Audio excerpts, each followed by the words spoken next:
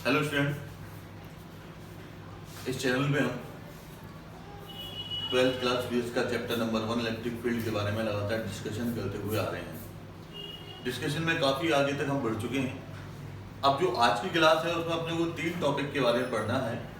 एक टॉपिक हमारा आएगा एडिटिविटी ऑफ चार्ज, दूसरा टॉपिक हमारा आएगा कंजर्वेशन ऑफ चार्ज और तीसरा हमारा आएगा क्वांटाइजेशन ऑफ चार्ज।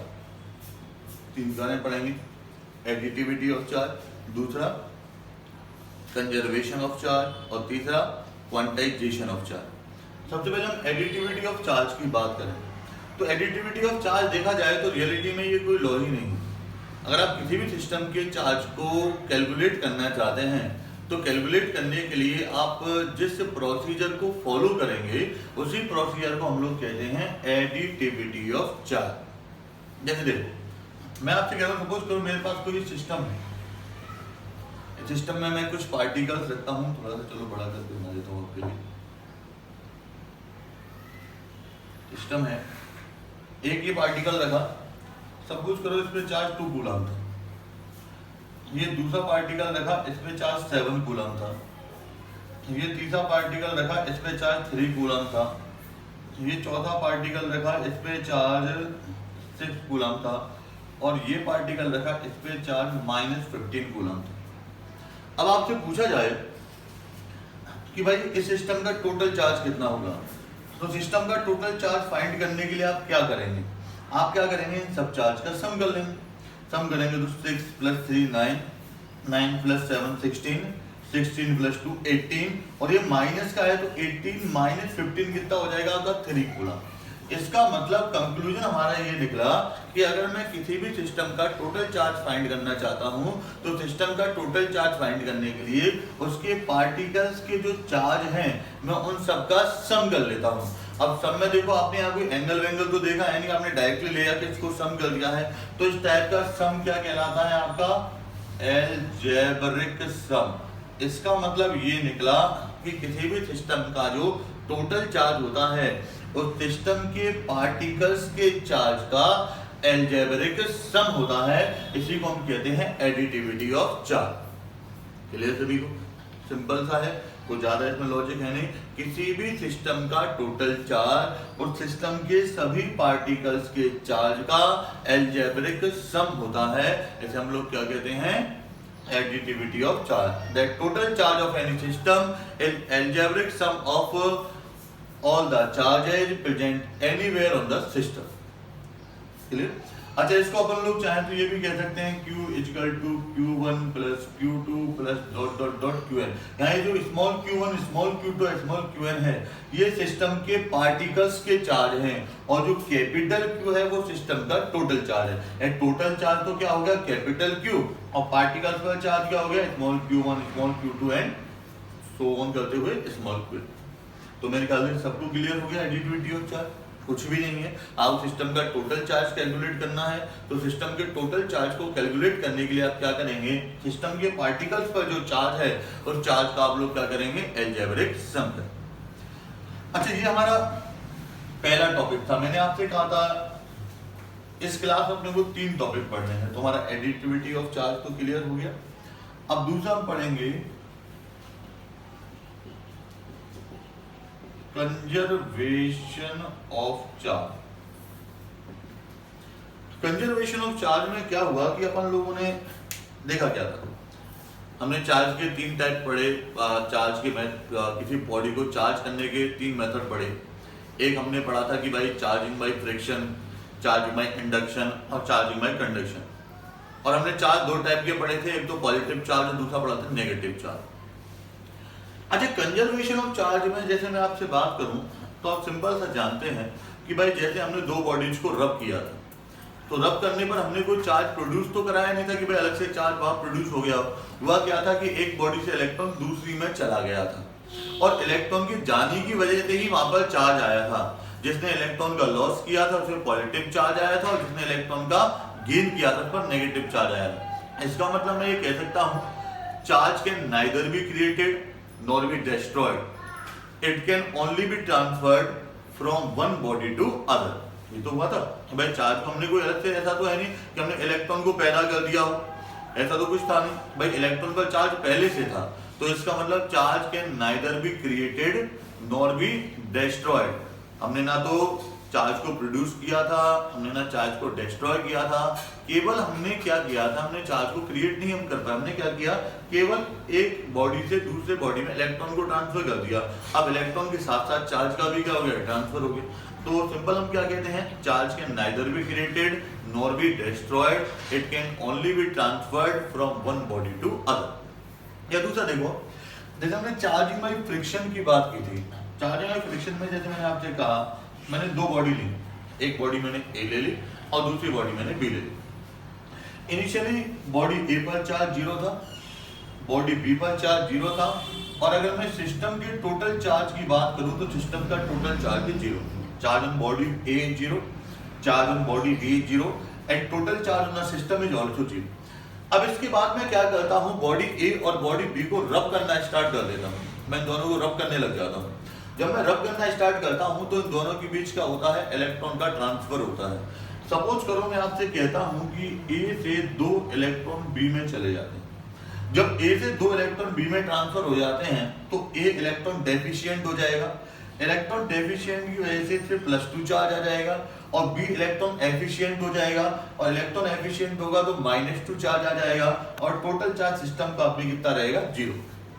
इसका मतलब ये निकला कि किसी भी सिस्टम का टोटल चार्ज हमेशा कैसा रहता है, कंजर्व रहता है, उसमें कोई भी चेंज नहीं आता।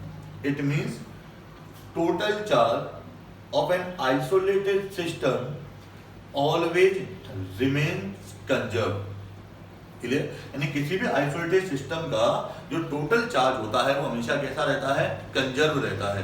तो total charge of an isolated system always remain conserve. हाँ, लेकिन आप ये कह सकते हैं भाई देखो सिस्टम के पार्टिकल का चार्ज तो चेंज हो गया, जैसे ए था उसका 0 से +2 हो गया, बी का 0 से -2 हो गया, लेकिन टोटल चार्ज हमेशा कैसा रहेगा, कंजर्व रहेगा, उसमें कोई भी चेंज नहीं है। तो कंजर्वेशन ऑफ चार्ज में हम दो चीजें कह सकते हैं। एक तो मैंने आपसे कह दिया, charge can neither be created nor be destroyed, it can only be transferred from one body to other. और दूसरा मैं क्या कह सकता हूं, total charge of an isolated system always remains conserve. इसके साथ आप ये भी कह सकते हैं कि सिस्टम के पार्टिकल्स का चार्ज तो चेंज हो सकता है, लेकिन सिस्टम का जो टोटल चार्ज होता है वो टोटल चार्ज हमेशा कैसा रहेगा, कंजर्व रहेगा, उसमें कोई भी चेंज नहीं है। अब जैसे मैं कंजर्वेशन ऑफ चार्ज के एग्जांपल्स की बात करता हूं, तो एग्जांपल तो सबसे पहला क्या हो गया कि भाई चार्जिंग बाय फ्रिक्शन है, फ्रिक्शन इलेक्ट्रिसिटी। आपने ए और बी को फ्रिक्शन यानी रब करना स्टार्ट किया, और रब करना स्टार्ट किया तो उसमें दोनों ने चार्ज गेन कर लिया, लेकिन टोटल चार्ज कितना है, 0। तो जो पहला हमने एग्जांपल यहाँ पढ़ लिया, ये क्या है, चार्जिंग बाय फ्रिक्शन या फ्रिक्शनल इलेक्ट्रिसिटी। अच्छा, दूसरे एग्जांपल की बात करें, हम कहते हैं कि इलेक्ट्रॉन और पॉजिट्रॉन जब कोलाइड करते हैं, इलेक्ट्रॉन को आप चाहें तो ऐसे भी लिख सकते हैं और पॉजिट्रॉन को आप चाहें तो ऐसे भी लिख सकते हैं। इलेक्ट्रॉन और पॉजिट्रॉन जब कोलाइड करते हैं, अब इलेक्ट्रॉन तो हमने पढ़ा है, पॉजिट्रॉन क्या होता है,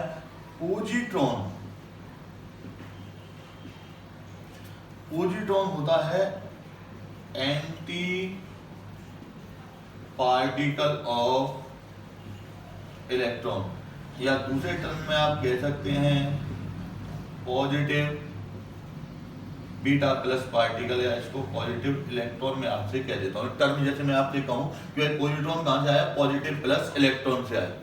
तो पॉजिट्रॉन क्या है, इलेक्ट्रॉन का एंटी पार्टिकल है। इलेक्ट्रॉन के एंटी पार्टिकल का मींस क्या हो गया, इसके जो सारे कैरेक्टर हैं, सारी क्वालिटीज हैं, वो इलेक्ट्रॉन के समान ही होती हैं, इलेक्ट्रॉन के जैसी ही होती हैं। डिफरेंस क्या होता है कि इलेक्ट्रॉन पर चार्ज नेगेटिव होता है, पर चार्ज पॉजिटिव होता है।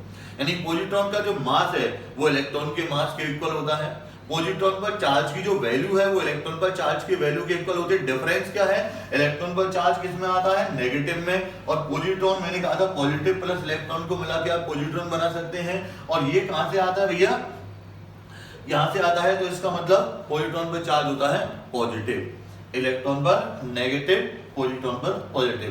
इस पर चार्ज होता है -1.6 इंटू 10⁻⁻19 कूलम और इस पर होता है +1.6 इंटू 10⁻⁻19 कूलम।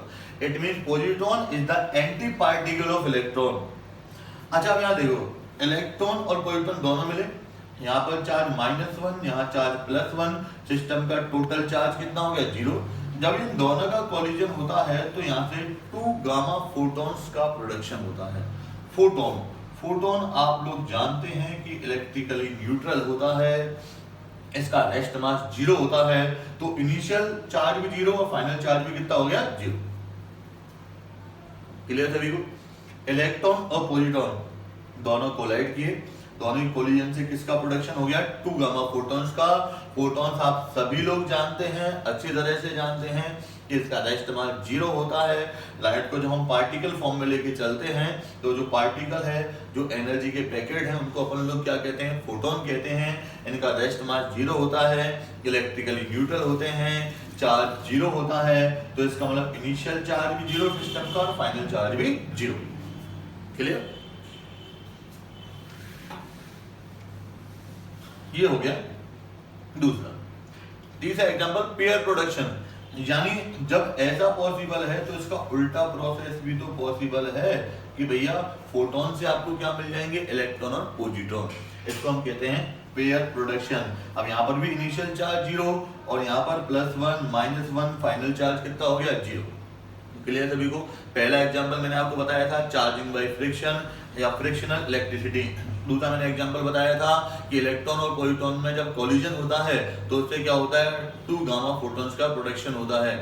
और तीसरा मैंने आपको बताया था पेयर प्रोडक्शन, यानी फोटॉन से किसका प्रोडक्शन होगा, इलेक्ट्रॉन और प्रोटॉन का। और फोर्थ वन मैं आपको बता रहा हूँ इन न्यूक्लियर रिएक्शन, यानी जो न्यूक्लियर रिएक्शंस होती हैं उनमें भी कंजर्वेशन ऑफ चार्ज का प्रिंसिपल फॉलो होता है। तो पहला हमने एडिटिविटी ऑफ चार्ज बताया। मैंने कहा था कि भाई किसी भी सिस्टम का जो टोटल चार्ज होता है उसके पार्टिकल्स के चार्ज का अलजेब्रिक सम होता है। फिर आगे आते हैं, फिर हमने कंजर्वेशन ऑफ चार्ज की बात की। मैंने कहा charge can neither be created nor be destroyed, it can only be transferred from one body to other. दूसरा मैंने आपसे कहा total charge of an isolated system always remains conserve, but system के पार्टिकल्स का चार्ज चेंज हो सकता है लेकिन टोटल चार्ज हमेशा कैसा रहेगा, कंजर्व रहेगा, कोई चेंज नहीं आएगा।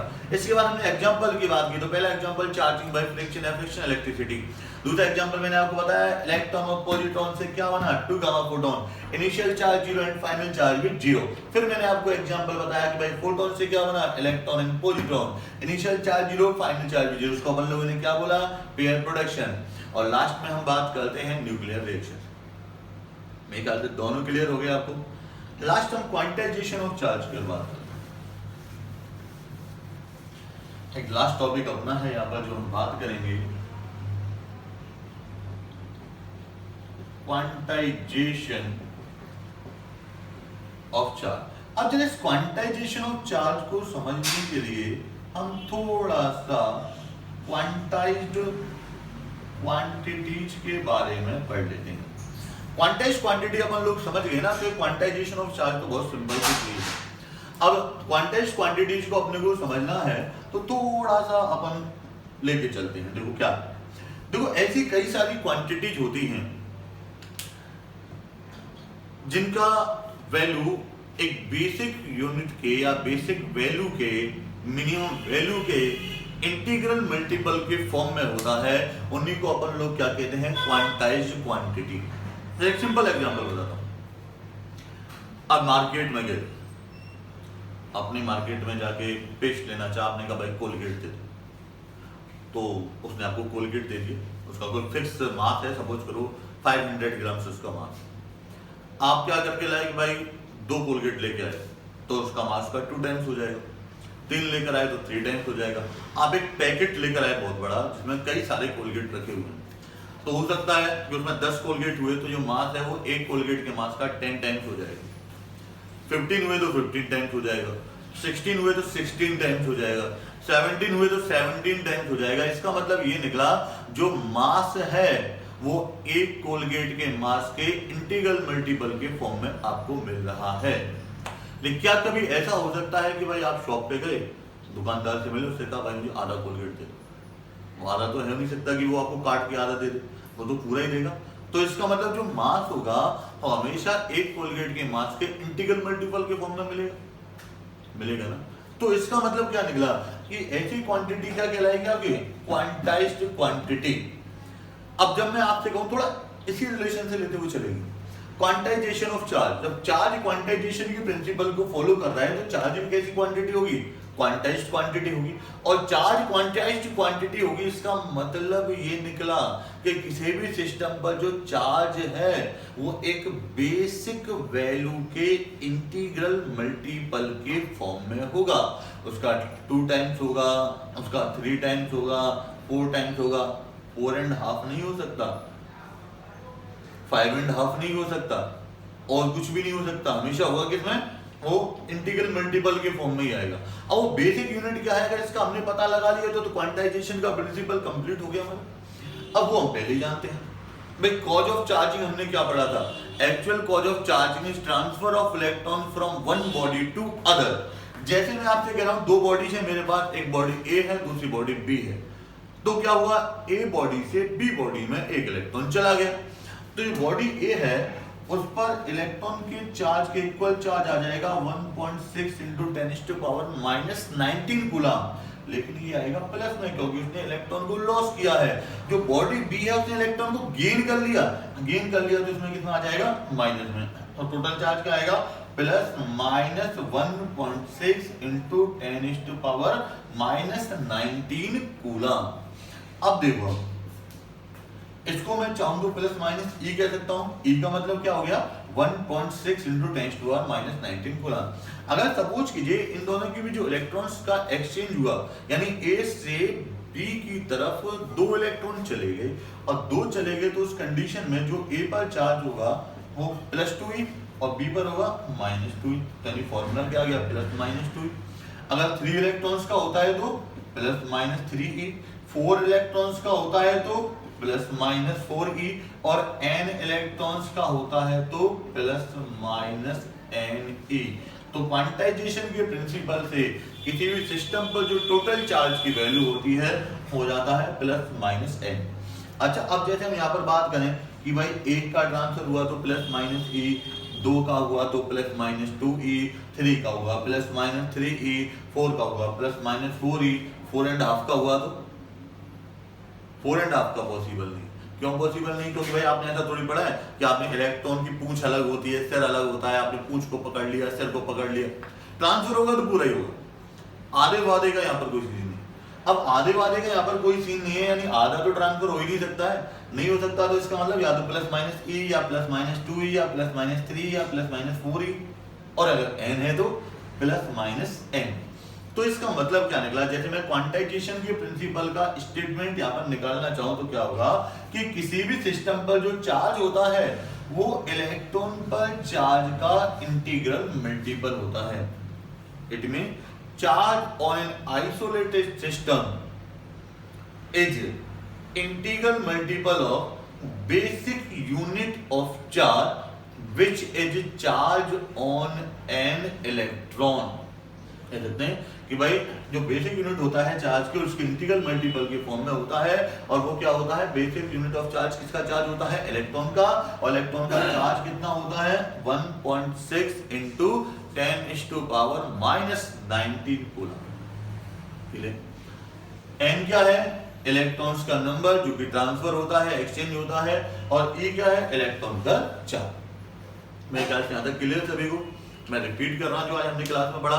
सबसे पहले additivity of charge. Additivity of charge क्या कहता है कि किसी भी सिस्टम का जो टोटल चार्ज है वो सिस्टम के पार्टिकल्स के चार्ज का अलजेब्रिक सम होता है। दूसरा conservation of charge. Conservation of charge आपसे क्या कहता है कि भाई charge can neither be created nor be destroyed, it can only be transferred from one body to other.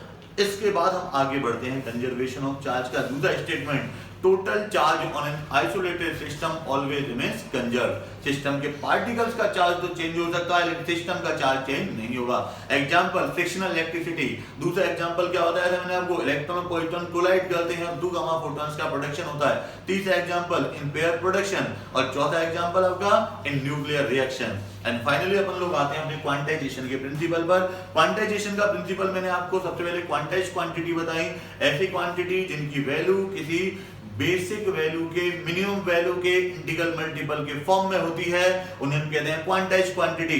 और चार्ज एक क्वांटाइज क्वांटिटी है, इसका मतलब चार्ज की वैल्यू भी एक मिनिमम वैल्यू के इंटीग्रल मल्टीपल के फॉर्म में होनी चाहिए। और वो मिनिमम वैल्यू क्या होगी, वो होगी charge on an electron which is 1.6 × 10⁻⁻19 coulomb. It means total charge on an isolated system is integral multiple of basic unit of charge which is charge on an electron. So here the formula comes, Q is equal to plus minus NE. E means charge on an electron which is 1.6 × 10⁻⁻19 coulomb. और N क्या हो जाएगा आपका, electrons का number जो कि transfer होते हैं। मेरे ख्याल से सही, यहाँ तक क्लियर सभी को। अब अपना है exception of quantization of charge, यानी हमने क्वांटाइजेशन ऑफ चार्ज का प्रिंसिपल पढ़ लिया, उसके एक्सेप्शन क्या है इसको अपन कल अगली क्लास में पढ़ेंगे। आज हम यहां तक पढ़ेंगे। आई होप सभी को समझ में आया होगा।